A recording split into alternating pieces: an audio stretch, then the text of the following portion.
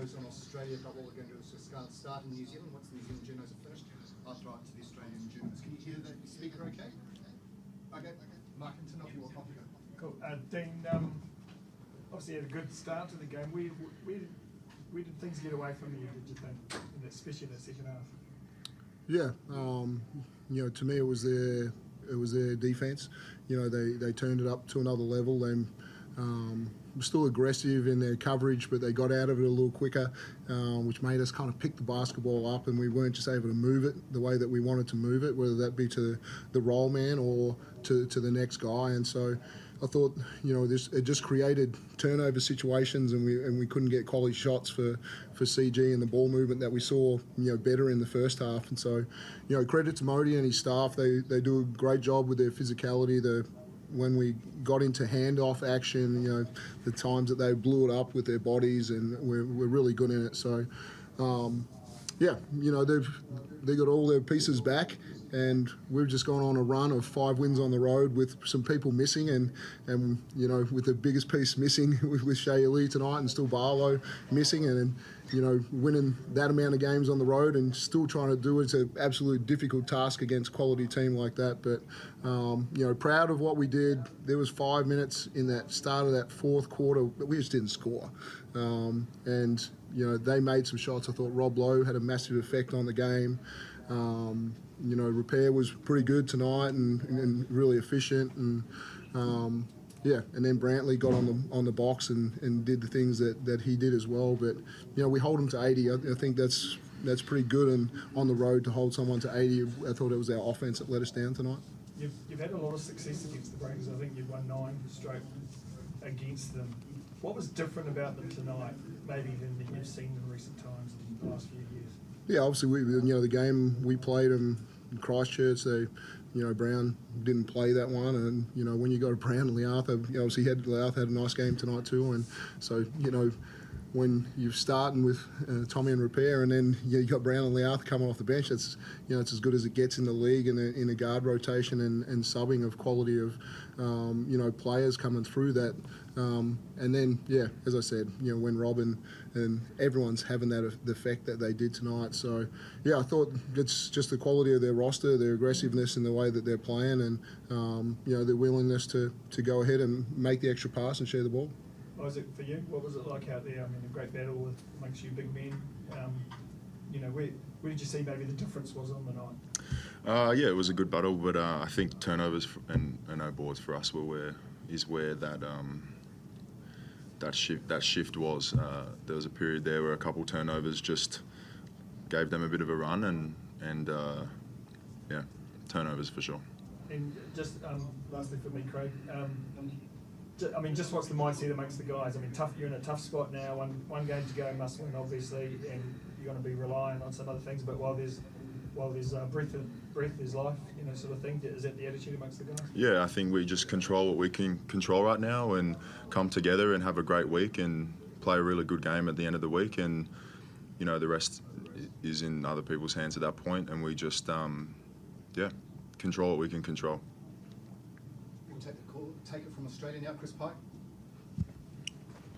Hi, Isaac. It's been a big week for you, obviously, on a number of fronts, and some of it out of your control, and you've had to field a lot of questions on the back of that, and you've also had to worry about trying to get back out on the basketball court and get back to play. Now that it's behind you, how do you reflect on this past week? Yeah, it has been a big week. And you're right, I had a few things to kind of conquer this week, mainly coming back and playing. Loss aside, I felt really good out there and felt comfortable and felt, every time I got out, I felt a little bit better. And, definitely lots going on. But my main focus, obviously, was how to help the team at the end of the week. And,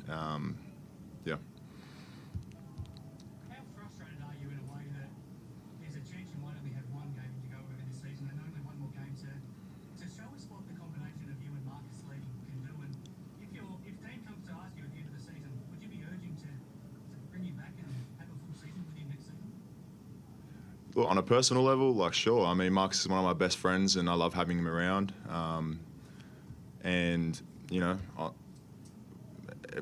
on that point, like, yeah, for sure. But, you know, the team's got to do what the team needs to do and what's best for the team, and that's totally out of my control. That's not my wheelhouse at all. All we can do is, yeah, play our best basketball and see what happens after that. With just the one game to go, personally, what do you hope to get out of next week? And hopefully, for your sake, it goes beyond next week and you do end up playing finals. But what do you hope to get out of that game next week? Personally, for me, look, I've missed a few weeks now, and I want to have a really good game. I think a good week of practice for me is great, and then we just have a great game to, I don't want to say finish it off, but like, who knows? Have a last regular season game, and this week again is going to be about coming together and just spending as much good quality time on the court and off the court with each other, and then smashing it on the weekend. But I think a good win in front of a sold-out crowd for us is absolutely where we're pointing. Dean, how do you approach this week? Because by the time you play on Sunday, you might know what you need to do to win, or you might know that you can or can't make it. We just have to wait and see. But as a coach, and try and get your team to fire up and finish strongly, but then also not knowing what potentially will be at stake. How do you approach this week? Yeah, it's pretty simple. You don't really change your mindset at all. The part of just preparing the team against a quality opposition in Adelaide, who want to finish their season the right way as well. We know it's going to be it's already been sold out for 2 weeks, and we're excited to play a game at home. We miss all January with the tennis, and we don't get to play there. We were pretty happy just to get a game today after floating around in puddles yesterday. When we arrived, it was a crazy preparation for this game, but hopefully we have a nice sunny week. We get to that game, and then if we have the opportunity to not only win it, but hopefully win it by a little bit, we need points, and I was really happy with our group that came in at the end of the game when we're 10-12 down or whatever it was, and we bring it back to 6, and every little point is so important right now. So yeah, there won't be a change of focus about every possession that we play against Adelaide is going to be a critical one in trying to get to where we want to get to, and that's to the play-in. Last question. I'm glad you brought that up. I was going to ask, what was the conditions like when you arrived in Auckland, and what was it like trying to get to and from your hotel? And were you told if there was ever a chance that this game might be in danger of going ahead? We arrived at 2:30, and no excuses. We sat in the line for 90 minutes at the airport with customs. It took an hour and 20 to get our hire cars, and then it took us it took us nearly 2 hours to drive from the airport to a restaurant. So yeah, we arrived at 2:30, got to a restaurant at 7 o'clock, and there was a lot of cars with lights on that are already, on the road that are just stuck in water, and we're trying to power through with our vans and cars, and luckily we got through. But it was some of the craziest rain I've seen ever. So yeah, it was pretty wild. But yeah, sun came out today, and when we got to shoot around, there was still some discussion, but it was decided that fans would be in the building and we'd play the game as scheduled, and we're really happy about that.